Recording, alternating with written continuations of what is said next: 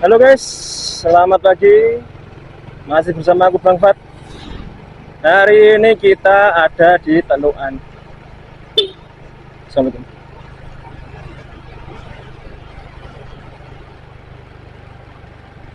Kondisi lalu lintas kali ini ya lumayan ramai lancar lah ya.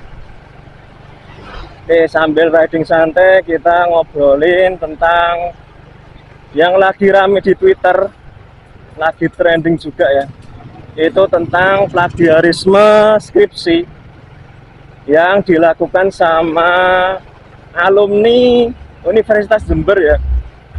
Nah, dia itu mengcopy paste skripsi milik alumni juga dari Universitas Muhammadiyah Palembang ya. Nah, si yang dikopas itu sudah mengajukan ini ya peringatan ke pihak Universitas Jember, dan dari sisi Universitas Jember ini sebenarnya kalau untuk saat ini sudah memanggil dari sisi pelaku atau penulis sendiri yang disangkakan telah mengcopy skripsi dari penulis asli yang dari Universitas Muhammadiyah Palembang ya. Nah, di sini sebenarnya kalau dari Turnitin ya, aplikasi untuk mengecek plagiarisme, itu ternyata terindikasi plagiarisme sekitar di atas 50% ya. Sehingga benar-benar terindikasi bahwasanya skripsinya alumni Universitas Jember itu merupakan hasil dari plagiat gitu ya.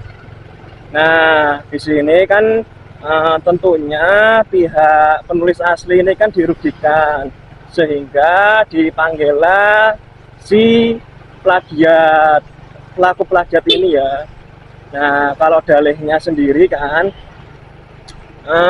itu untuk mencurangi sistem Turnitin, itu dia menambahkan ini ya, ditemukan itu ada tambahan huruf I di beberapa naskahnya ya, atau ada beberapa karakter spesial yang ada di naskah skripsi tersebut, sehingga terkesan tidak terjadi plagiat. Nah, kalau dalih dari si pelaku ini ternyata bahwasanya hal tersebut terjadi karena sistem yang dulu itu memang tidak sebagus sistem yang sekarang, sehingga di dalihnya adalah sistemnya error gitu ya, sehingga tidak sebagus sekarang sistemnya gitu ya. Nah, akhirnya dari persetujuan ini adalah ya, yang tadinya netizen itu bisa mengunduh berkas skripsi dari si pelaku ini, sekarang sudah di take down. Nah, sehingga sekarang itu sudah mulai dipertanyakan itu kelulusannya gimana. Tapi yang jadi masalah sekarang, pelaku ini sudah S2 dan sudah lulus, gimana coba? Nah, di sini yang jadi problema bagi pelaku ini adalah status pendidikannya akan pertanyakan. S1-nya aja bermasalah, lah gimana S2-nya itu nanti.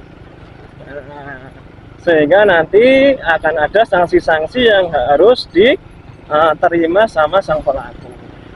Ya, dari sisi aku sih sebenarnya kalau untuk menghindari hal ini ya, kita kalau dalam penulisan skripsi seharusnya ya tadi kita rajin-rajin mengecek apakah topik dari skripsi kita itu sudah ada yang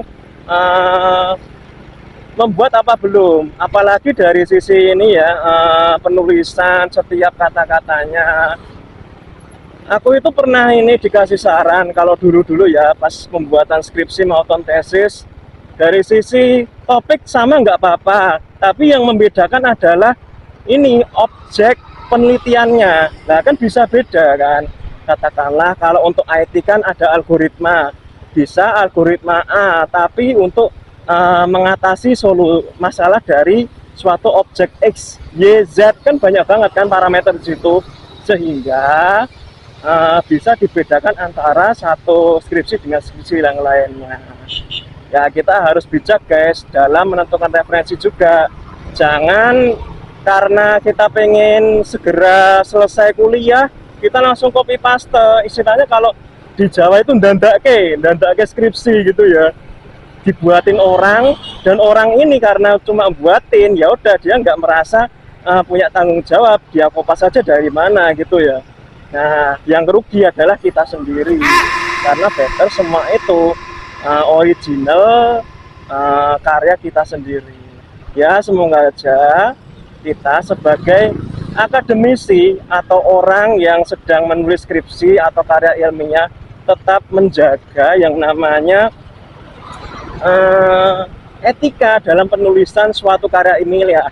Dimana kalau kita katakanlah mencatut pun kita harus membubuhkan daftar pustaka. Nah itu kan pasti kalau etikanya di situ kan kita pasti diajari ketika kita ada di bab 1 atau mungkin ini ya sebelum kita sidang atau mungkin pada fase seminar ya itu, sehingga di fase inilah kita mengerti kaidah-kaidah penulisan, kaidah-kaidah gimana hak kekayaan intelektual itu dihargai antara karya orang satu dengan karya orang yang lainnya.